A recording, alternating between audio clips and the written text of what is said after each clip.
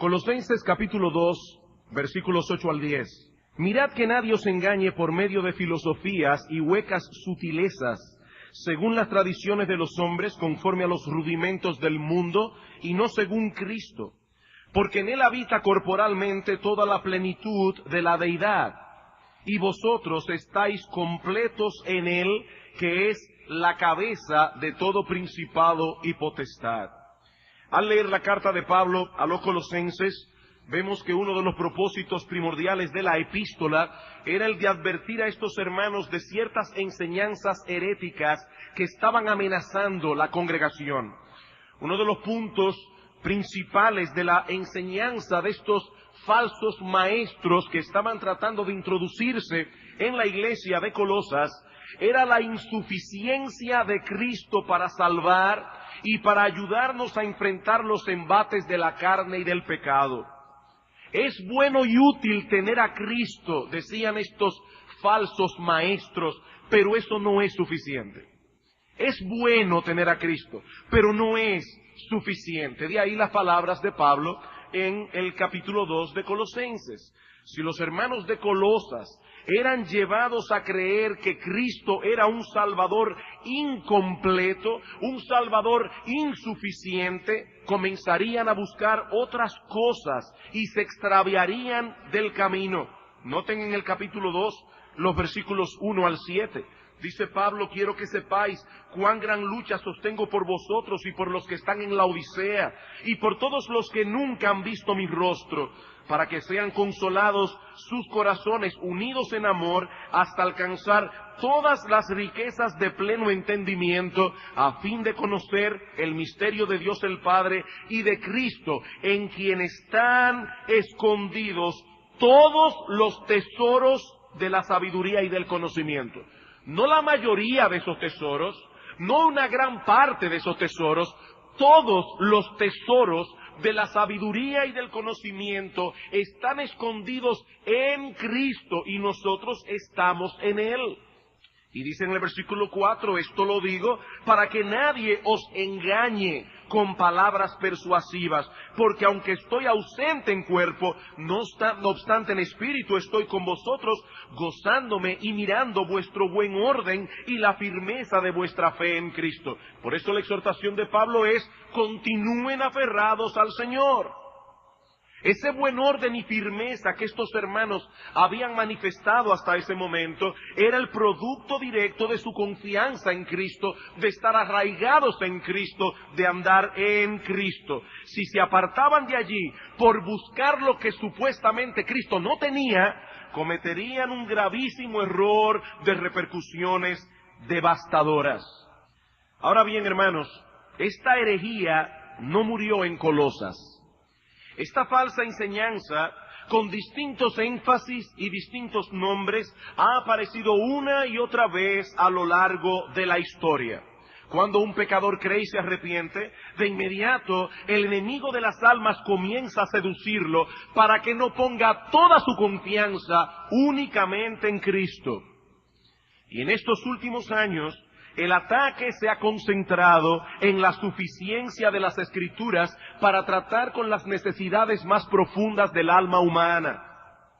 La Biblia es la palabra de Cristo. Si Él es un Salvador suficiente, la Biblia debe serlo también. Como vimos en el sermón anterior, al definir el foco de esta suficiencia de las Escrituras, no hay nada que sea necesario para nuestra salvación, para el desempeño de nuestra vida espiritual, para el cuidado de nuestras almas o de nuestro desenvolvimiento en este mundo como hijos de Dios, que no se encuentre en la Biblia implícita o explícitamente. Esto debería ser obvio para todo aquel que cree que la Biblia es la palabra inspirada de Dios. Pero tristemente no es así. Muchos cristianos profesantes parecen dudar de la suficiencia de Cristo y de su palabra para la guía y dirección de la vida cristiana y para enfrentar los problemas del alma. ¿Y qué han hecho muchos de estos cristianos? Han comenzado a buscar soluciones en la psicología secular. El doctor John MacArthur dice lo siguiente: los psicólogos cristianos, y él lo pone entre comillas, han venido a ser los nuevos campeones de la consejería en la iglesia. Ellos son ahora proclamados como los verdaderos sanadores del corazón humano. Pastores y laicos han sido llevados a sentir que están mal equipados para aconsejar a menos que tengan un entrenamiento formal en técnicas psicológicas. Y termina la cita. Y muchos pastores están hoy día en las universidades estudiando psicología porque ellos creen que eso es necesario para un ministerio de consejería competente. Esto ha venido a ser tan generalmente aceptado que muchos ni siquiera se han detenido a cuestionar si es lícito este maridaje entre la psicología y la religión. Si es algo tan bueno y saludable como parece ser, o si se trata de un yugo desigual entre infieles. Queridos hermanos, tenemos muy buenas razones para pensar que este matrimonio ha venido a ser uno de los grandes desastres que ha sufrido la Iglesia de Cristo de nuestra generación y una de las causas principales de la decadencia espiritual que vemos en el pueblo evangélico hoy día. A medida que la psicología ha ido avanzando en la iglesia, en esa misma medida ha ido disminuyendo la predicación de la Biblia y la consejería basada en la Biblia. Y a medida que la Biblia es relegada a un segundo plano y en algunos casos echada a un lado por completo, en esa misma medida se ha ido debilitando la piedad y la vida espiritual de la iglesia.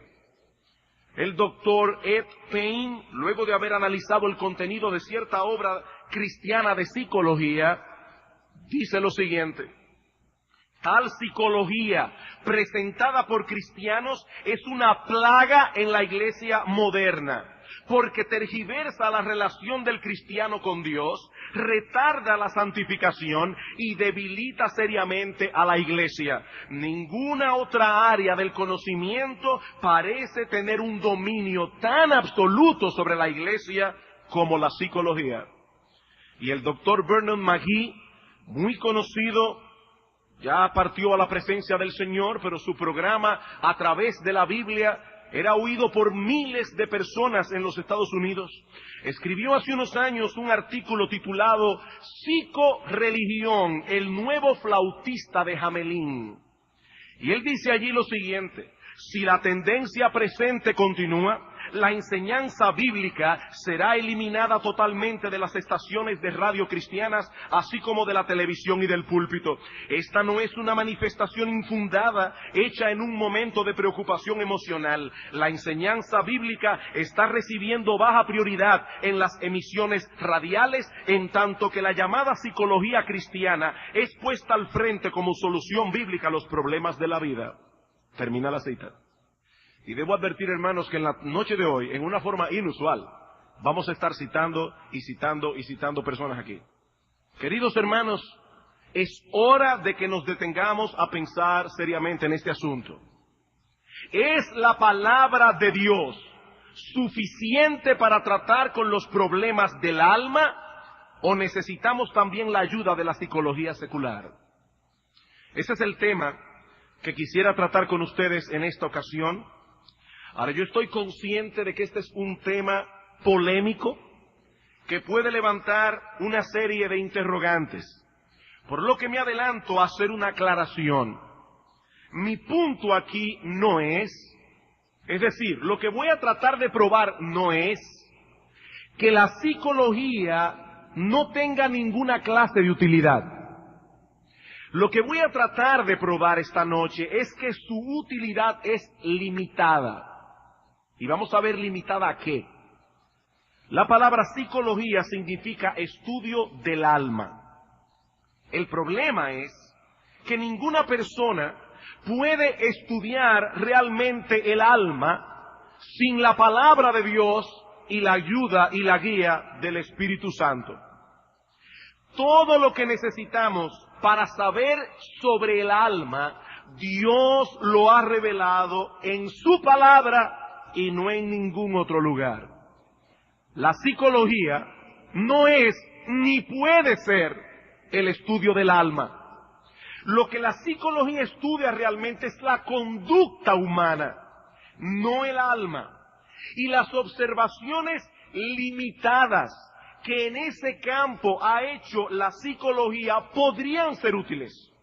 En el área vocacional, usted quiere saber para qué usted puede ser bueno. Bueno, le hacen un test donde se miden ciertas fortalezas y debilidades que usted tiene y la persona puede decirle, mira, me parece que tal vez tú puedes estudiar tal cosa.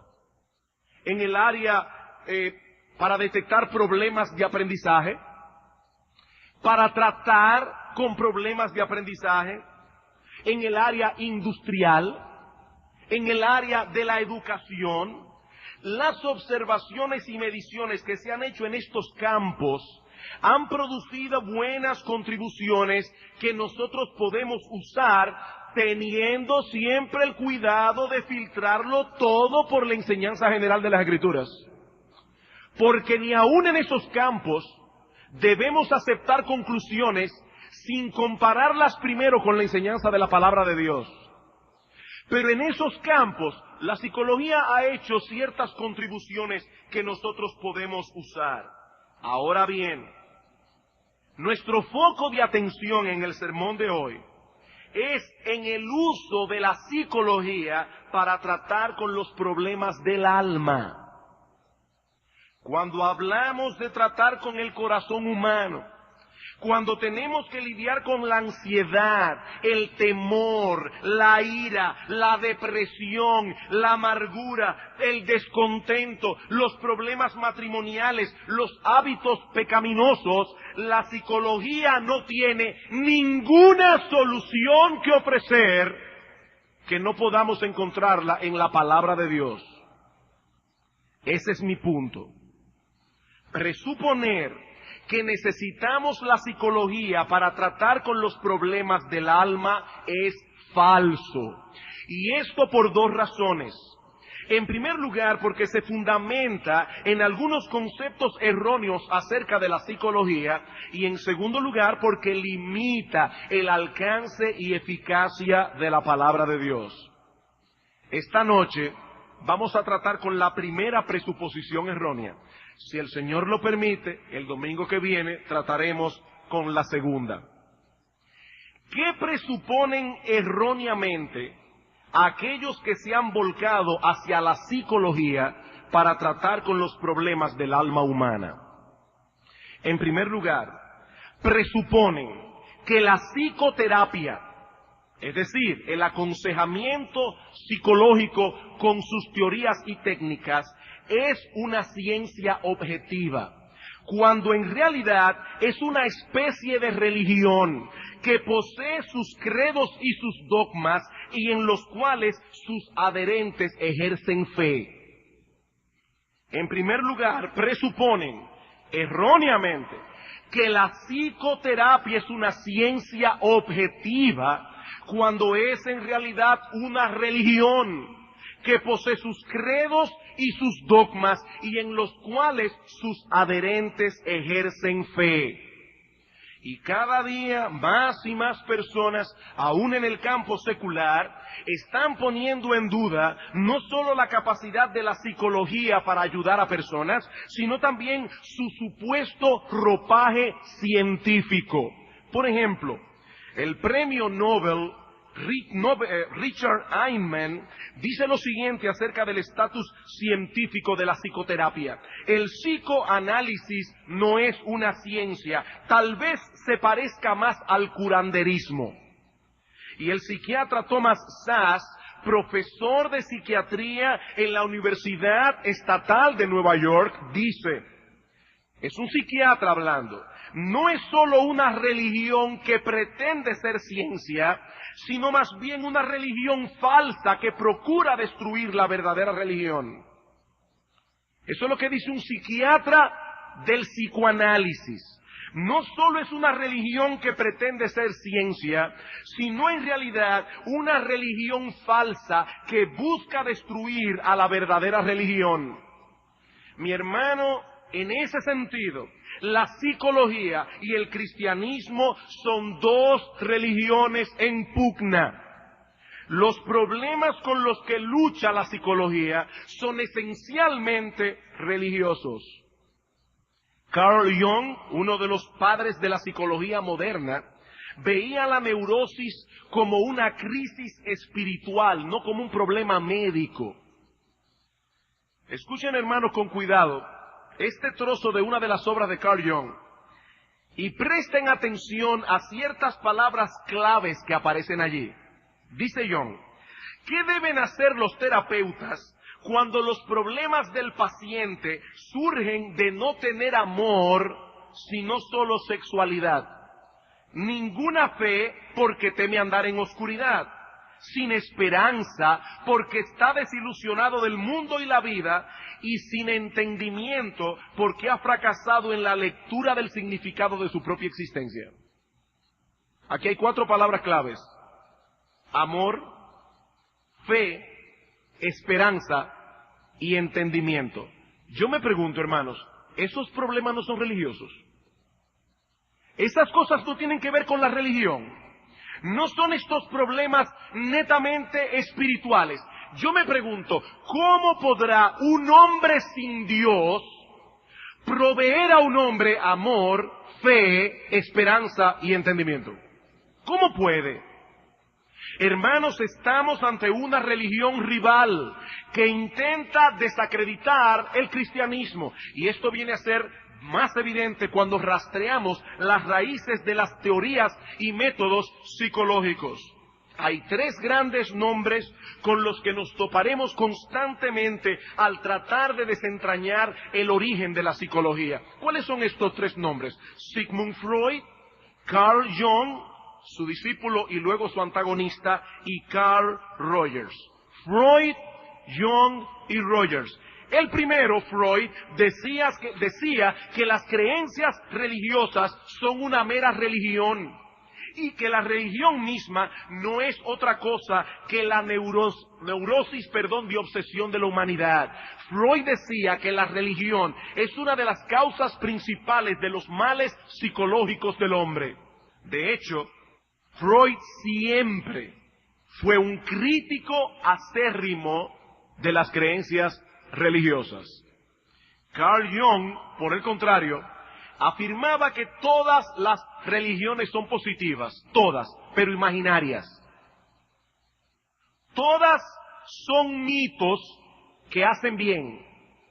Todas contienen algo de verdad sobre la psiquis humana, dice Jung, y puede ayudar hasta cierto punto. Y él veía la psicoterapia como una religión alterna.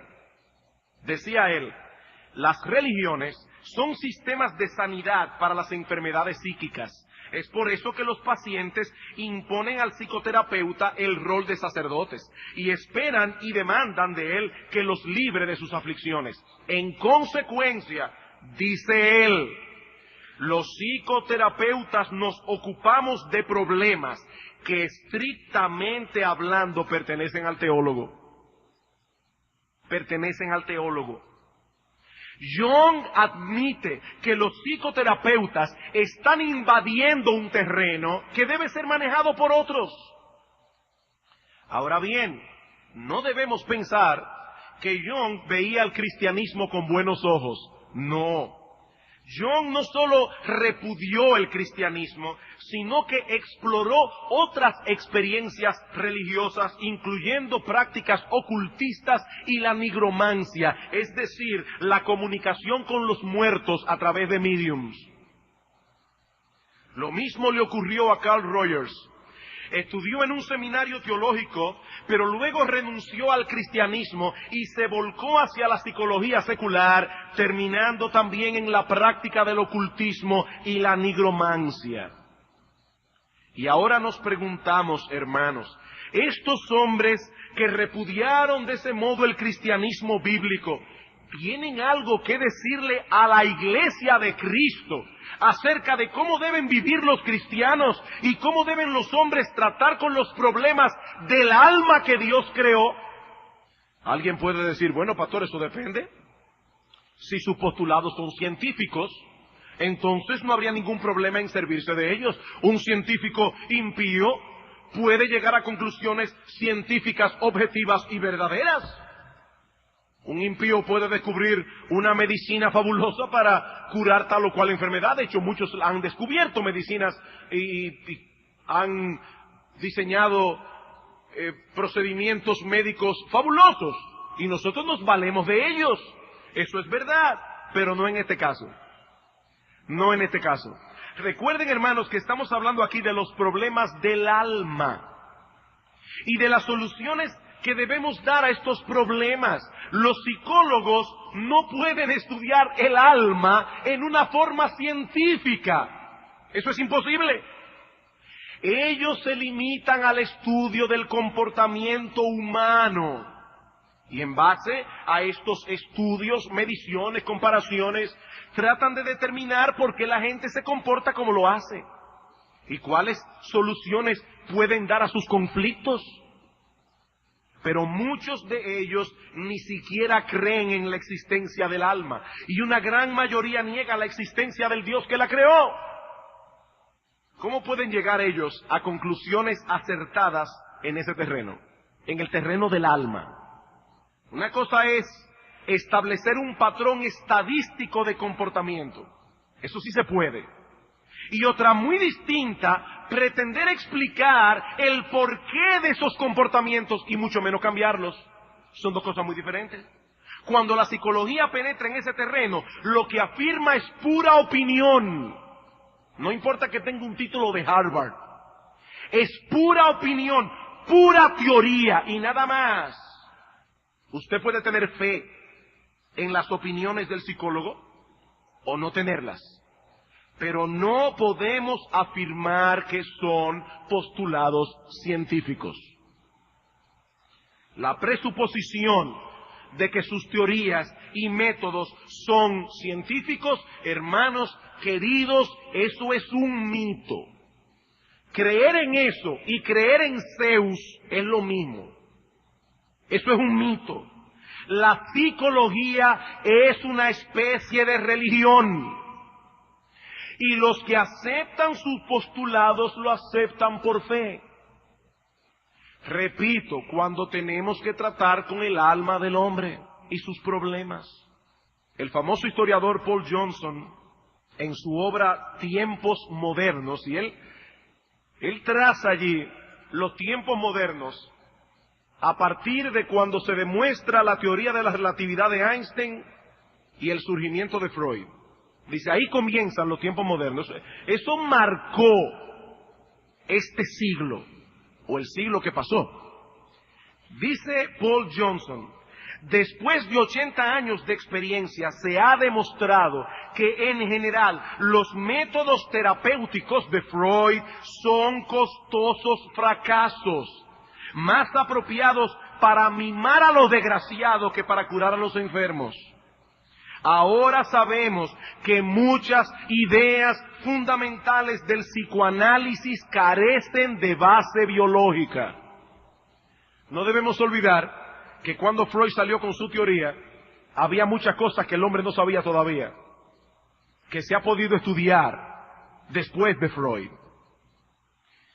Y Karl Popper, para los que nunca han oído su nombre, este señor ya murió, uno de los grandes pensadores del siglo XX, sin duda. Pero aparte de que era un gran pensador, a él se le considera el filósofo de la ciencia más grande del siglo XX. Y la verdad es que este hombre fue muy certero en muchas cosas. Él dice lo siguiente sobre las teorías psicológicas: aunque se hacen pasar como ciencias, tienen de hecho más en común con los mitos primitivos que con la ciencia. Eso dice Karl Popper. Tienen más en común con mitos primitivos que con la ciencia. Segunda presuposición errónea que están asumiendo muchos consejeros cristianos hoy es que la mejor clase de consejería que se puede dar es aquella que utiliza tanto la psicología como la Biblia. La psicología y la Biblia. Los llamados psicólogos cristianos piensan estar en una mejor posición para aconsejar que los consejeros cristianos que no son psicólogos y los psicólogos que no son cristianos. Ellos dicen, nosotros tenemos lo mejor de los dos mundos, seguro que tenemos que estar en una mejor posición para aconsejar. El problema con esa simbiosis es que los postulados sobre los cuales se basa la psicología secular se oponen tajantemente a los postulados esenciales del Evangelio. Si aprobamos uno, automáticamente desaprobamos el otro. Es por eso, hermanos, que a medida que la psicología ha tomado cuerpo en la iglesia, muchas enseñanzas de la palabra de Dios han comenzado a ser relegadas a un segundo plano y muchas enseñanzas falsas han comenzado a infiltrarse también. ¿Cuáles, por ejemplo? Por ejemplo, que la naturaleza humana es básicamente buena, que las personas pueden encontrar respuestas para sus problemas dentro de ellos mismos. Hay pastores predicando ese tipo de disparates en la iglesia. Que la clave para comprender y corregir las actitudes y acciones de un individuo se encuentran en algún lugar de su pasado.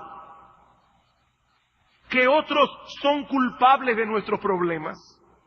¿Sabe que lo que pasa es que yo tenía un padre muy rígido y entonces papá?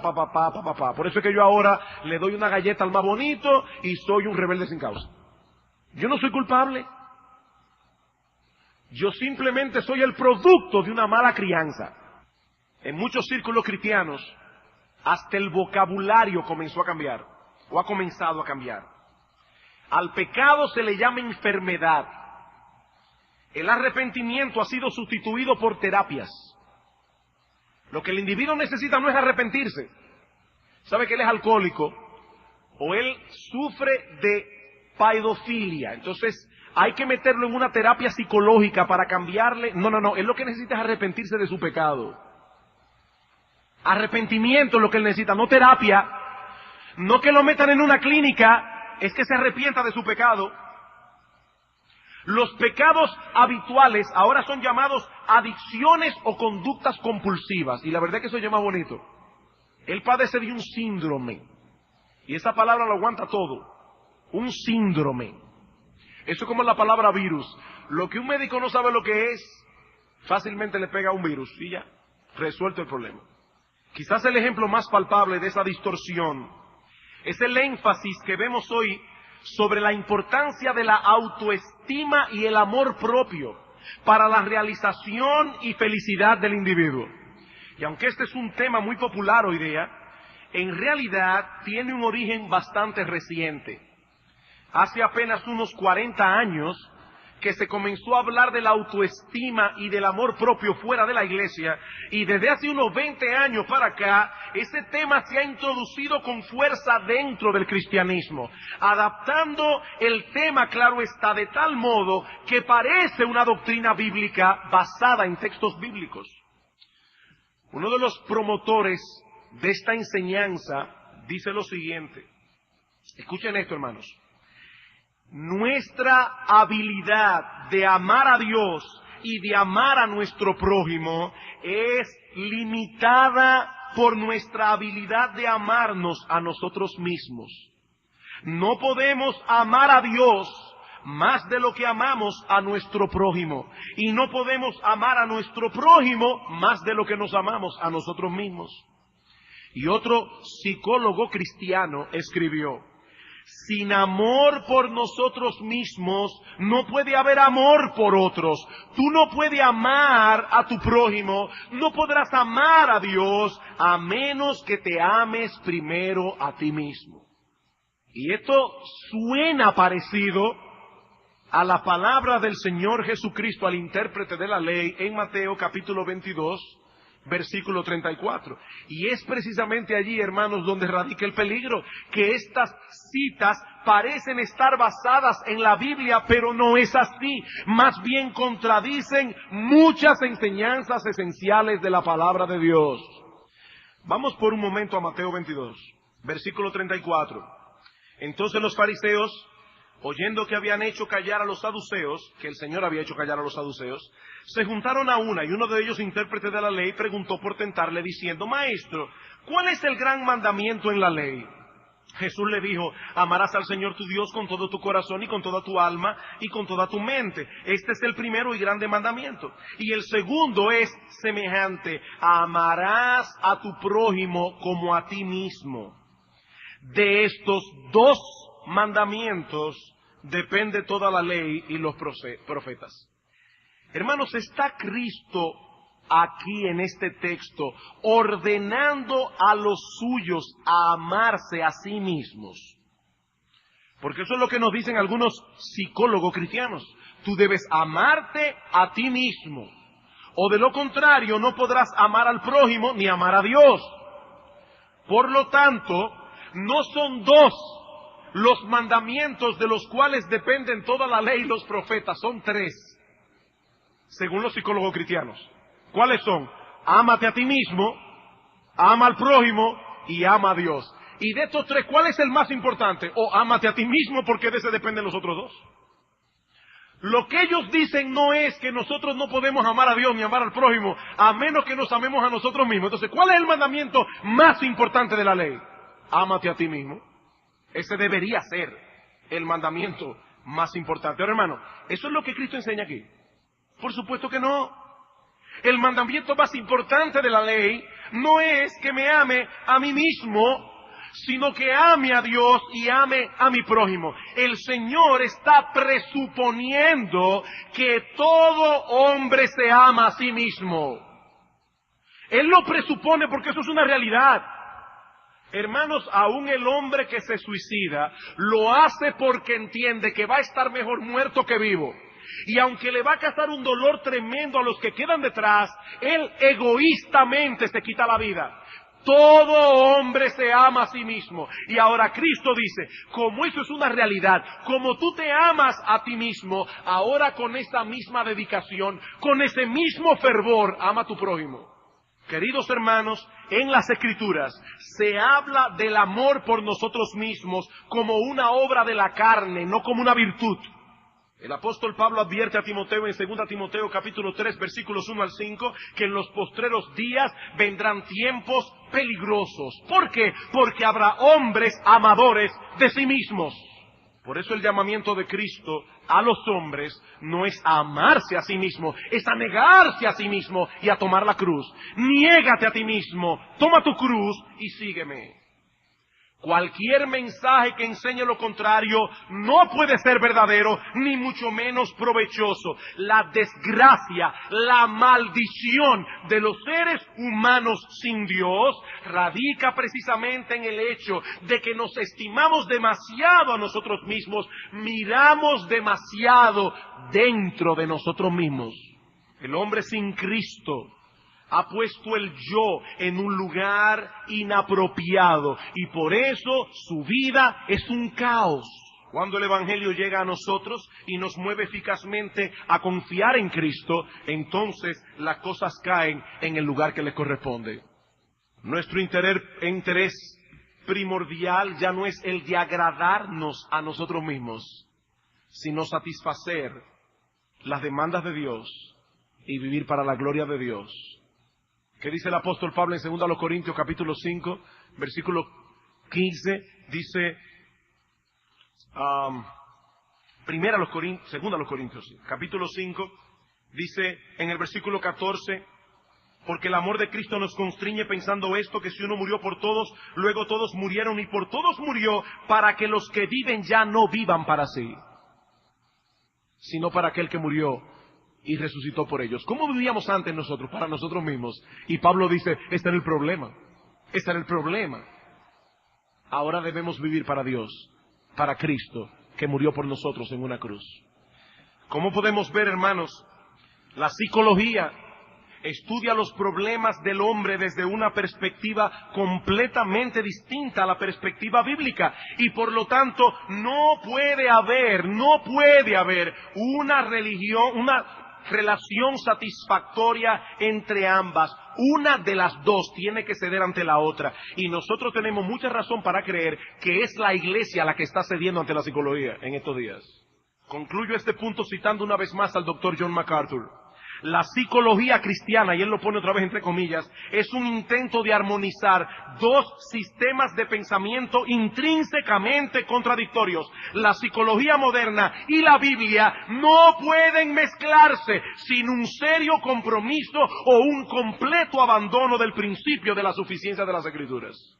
Tercera presuposición errónea, que ha volcado a muchos a buscar ayuda en la psicología, es que existen problemas en el hombre que no son físicos, no son orgánicos, y por lo tanto no los puede tratar un médico, ni tampoco son espirituales, y por lo tanto no puede tratarlos un pastor.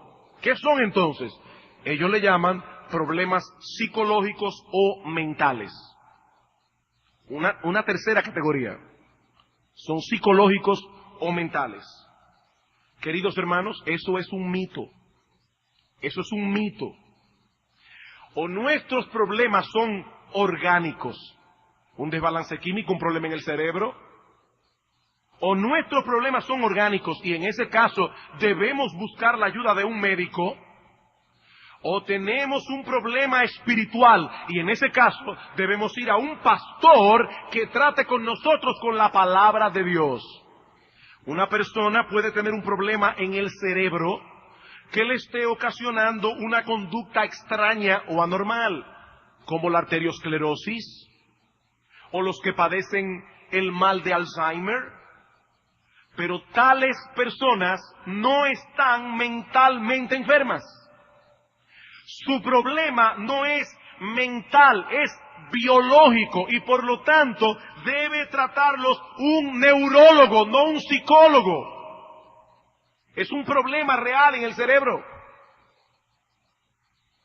Hermanos, el término enfermedad mental, si la usamos metafóricamente, no hay ningún problema. Pero usar el término enfermedad mental literalmente, y perdónenme porque voy a usar aquí algo que dice una persona a quien voy a citar, eso es un disparate. Eso es sencillamente un disparate, eso es un mito. Que la mente se enferme, déjenme ponerlo de esta manera. Ustedes han oído a personas que dicen, óyeme, yo siento el ambiente tenso. Eso es un lenguaje metafórico. Porque los que están tensos son la gente que están ahí. Porque el ambiente no es una cosa física. Yo puedo palparle a una persona un músculo aquí y decirle, oye, tiene el músculo tenso, pero eso es físico. Ahora, yo no puedo decir, oye, qué tenso está este ambiente, no, porque el ambiente no se pone físico, no se pone tenso. El ambiente, ¿qué es el ambiente? El ambiente son la gente que están ahí. Bueno, el término enfermedad mental es lo mismo. La mente es una facultad del alma. ¿Cómo se enferma? ¿Cómo le da gripe a la mente? O una úlcera a la mente. ¿Cómo se enferma la mente? El investigador psiquiátrico E. Fuller Torrey dice al respecto, el término en sí mismo es disparatado, un error semántico. Las dos palabras no pueden ir juntas. Y el psiquiatra Thomas Szasz, a quien citamos anteriormente, dice, es costumbre definir la psiquiatría como una especialidad médica que tiene que ver con el estudio, diagnóstico y tratamiento de las enfermedades mentales. Esta es una definición sin valor y engañosa. La enfermedad mental es un mito, dice el psiquiatra. Dice el psiquiatra.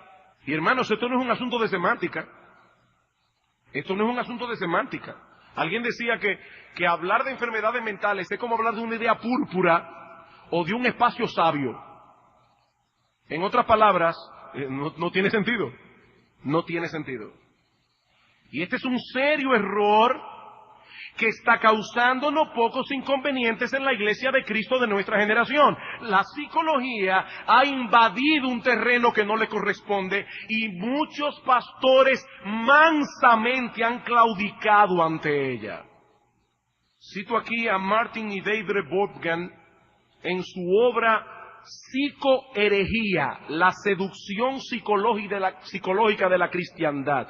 Un libro que, por cierto, me fue de muchísima ayuda en el presente estudio. Dicen ellos: la mayor tragedia que produce el nombre erróneo de enfermedad mental es que las personas que están experimentando problemas de la vida buscan ayuda fuera de la iglesia. Y cuando la buscan dentro, a un líder de la iglesia, a un pastor, por ejemplo, por lo general son remitidas a profesionales que se especializan en, y lo dice entre comillas, enfermedad mental o salud mental. Se ha hecho tan fácil enviar a una persona con problemas matrimoniales o de familia a un profesional de la salud mental como enviar a una persona con una pierna rota a un médico. Los problemas de la vida los problemas de la vida son problemas espirituales que requieren soluciones espirituales, no problemas psicológicos que requieren soluciones psicológicas. A la iglesia se le ha embaucado para que crea que los problemas de la vida son problemas del cerebro que requieren soluciones científicas más que problemas de la mente que requieren soluciones bíblicas. Mientras llamemos enfermedad mental a los problemas de la vida, seguiremos sustituyendo la responsabilidad por la terapia. Bien, hermanos, no podemos desarrollar más ampliamente este tema. Todavía hay un mito más, y es que la psicología realmente ayuda a la gente. En el tema que estoy tratando, del problema del alma. Y a veces a mí me da una tristeza tan grande cuando yo veo una persona que me dice: tengo 5 años, 10 años en tratamiento psiquiátrico para problemas del alma, gastando un dineral, cuando fuera tan simple tomar la palabra de Dios y decirle a esa persona con la palabra de Dios lo que él tiene que hacer con su vida. Tan simple. Hermanos, el punto aquí es si la palabra de Dios es suficiente o no para tratar con la vida. Nosotros no somos médicos, y cuando una persona tiene un problema extraño, una de las cosas que los pastores hacemos es que lo chequee un médico, porque puede ser que el problema que parece psicológico sea un problema real que esa persona está enfrentando. Tal vez ha comenzado un problema de arteriosclerosis, tal vez está padeciendo de Alzheimer, tal vez está teniendo uno que otro problema, quién sabe. Debe analizarlo un médico. Claro que debe analizarlo un médico. El domingo próximo, si el Señor lo permite, pasaremos a considerar la segunda presuposición errónea que ha volcado a muchos hoy día hacia la psicología, abandonando la consejería bíblica, que es que la Biblia no es suficiente. ¿Por qué han ido a la psicología? Porque ellos creen que la Biblia no es suficiente. Si no, no se hubieran ido. Por ahora, solo quiero añadir en un tono positivo que nosotros, queridos hermanos, tenemos un manual completo, suficiente, de todo lo que nuestras almas necesitan para una vida bienaventurada que glorifique a Dios. Nosotros tenemos eso en la Biblia, porque nosotros creemos que la Biblia es la palabra inspirada, infalible, inerrante y todo suficiente de Dios. Los médicos deben tratar con los problemas del cuerpo. Los cristianos deben tratar con la Biblia los problemas del alma. Cristo es un Salvador suficiente. Por lo tanto, su palabra debe ser suficiente también. Decir lo contrario es resucitar la vieja herejía de Colosas, que aunque se revista hoy de una terminología científica, sigue siendo igualmente errónea y dañina. Y concluyo aquí con el texto que comenzamos. Colosenses, capítulo 2, versículo 8. Mirad que nadie os engañe por medio de filosofías y huecas sutilezas según las tradiciones de los hombres, conforme a los rudimentos del mundo y no según Cristo, porque en Él habita corporalmente toda la plenitud de la deidad y vosotros estáis completos en Él. Gloria al Señor por su Hijo y gloria al Señor por su bendita palabra. Vamos a orar. Padre bueno, una vez más nos vemos obligados a decir como el autor de aquel himno, ¿qué más tú pudieras a tu libro añadir si todo a tus hijos lo has dicho en tu bendita palabra? Gracias por la Biblia, Señor. Gracias porque ella es un manual completo y suficiente para una vida bienaventurada, para una vida que te glorifique a ti. Oh Señor, que Iglesia Bíblica del Señor Jesucristo nunca se mueva ni un milímetro de esta verdad, para que nosotros proclamemos tu palabra y solo tu palabra como la solución que este mundo en oscuridad necesita. Te alabamos, oh Señor, bendecimos tu santo nombre en Cristo nuestro Salvador. Amén.